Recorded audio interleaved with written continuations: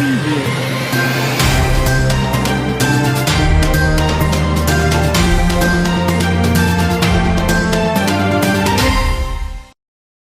Selamat pagi pemirsa, Breaking News kembali menemani Anda dengan berita-berita terpercaya dan teraktual.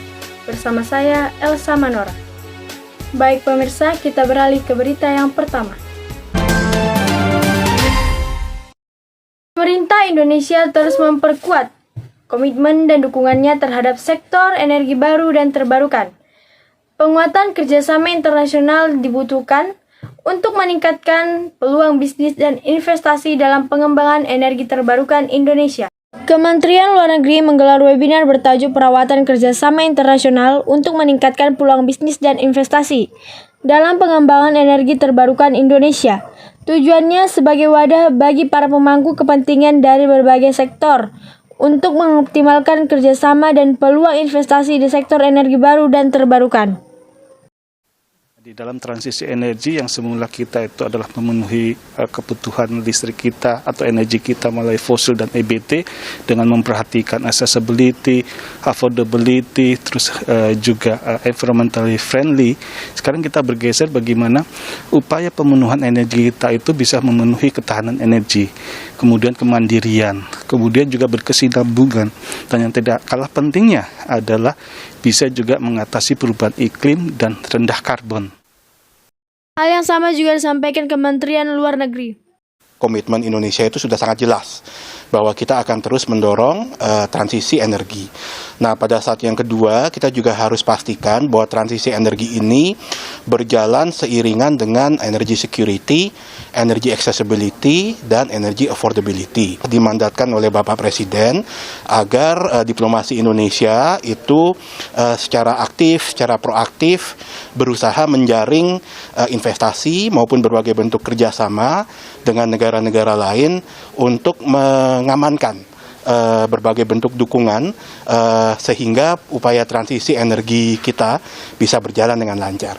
Nah, jadi kuncinya di sini adalah investasi serta kerjasama teknologi dengan berbagai pihak.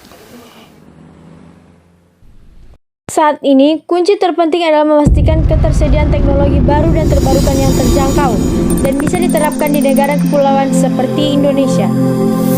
Tim Liputan CNN Indonesia. Kali ini saya akan menjelaskan tentang sumber energi. Apa itu sumber energi?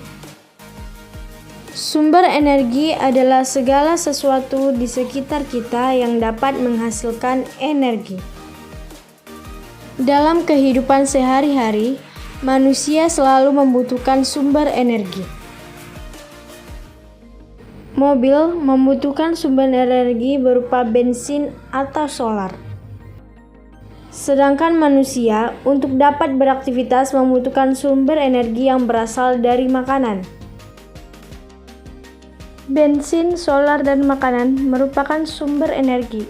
Lalu, apa perbedaan di antara keduanya? Bensin dan solar merupakan bahan bakar fosil yang proses pembentukannya membutuhkan waktu hingga jutaan tahun, sehingga bensin dan solar merupakan sumber energi tidak terbarukan. Sedangkan makanan yang kita makan merupakan sumber energi yang berasal dari hewan dan tumbuhan yang dapat terus diproduksi dalam waktu yang lebih cepat, tanpa menunggu hingga jutaan tahun seperti energi bahan bakar fosil, sehingga makanan termasuk sumber energi yang terbarukan. Lalu, apa saja contoh lain dari sumber energi tidak terbarukan dan sumber energi terbarukan? Sumber energi tidak terbarukan merupakan sumber energi yang diperoleh dari sumber daya alam yang waktu pembentukannya sampai jutaan tahun. Misalnya, sumber energi yang berasal dari bahan bakar fosil seperti minyak bumi, batu bara, dan gas alam. Minyak bumi diolah menjadi bensin dan solar yang dijadikan sebagai bahan bakar kendaraan bermotor. Gas alam dalam bentuk gas LPG dimanfaatkan sebagai sumber energi pada kompor gas. sedangkan batu bara dimanfaatkan sebagai bahan bakar pembangkit listrik. Sumber energi terbarukan adalah sumber energi yang dapat dengan cepat dipulihkan kembali secara alami dan prosesnya berkelanjutan. Contoh sumber energi terbarukan antara lain adalah matahari, air, angin, panas bumi, dan biogas. Berikut ini contoh pemanfaatan sumber energi terbarukan. Energi matahari untuk pembangkit listrik tenaga surya. Pembangkit listrik tenaga angin dengan menggunakan kincir angin. Arus air dimanfaatkan untuk pembangkit listrik tenaga air. Demikian penjelasan saya tentang sumber energi. Sampai jumpa dan selamat belajar.